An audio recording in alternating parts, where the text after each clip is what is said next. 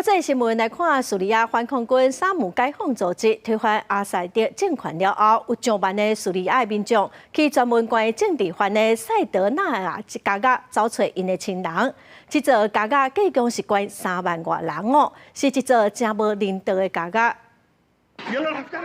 叙利亚反恐军沙姆解放组织近日塞德纳亚加加几6间农仔拢关女囚犯，反恐军一间一间解锁开门救人。反恐军车牌攻入大马士革，结束阿塞德家族50年长的高压统治。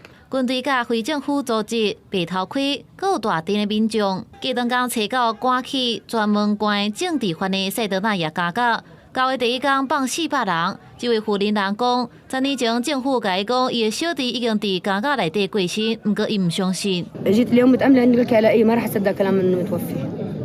أنا من امبارح أنا هون.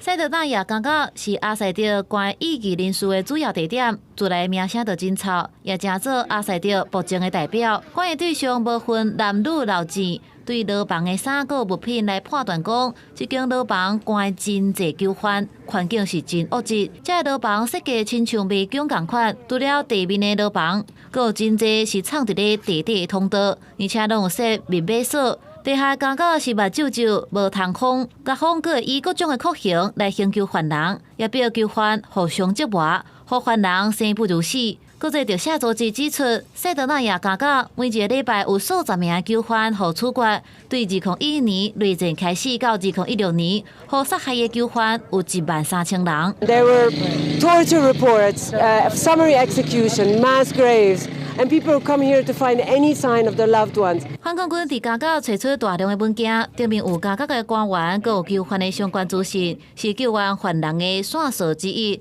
为着赶紧找到伫地底的犯人。 反恐军甲民防队利用简单的工具来挖通道，就伫咧反恐军进入大马士革了后，阿塞德的总统府甲官邸拢互民众总入去抢劫。我才发现阿塞德的官邸有40只贵酸酸的名牌车，包含宾士、劳斯莱斯、兰博基尼等等，敢若是一只法拉利 F50，价值着强要1亿的代票。公司新闻张淑芬编译。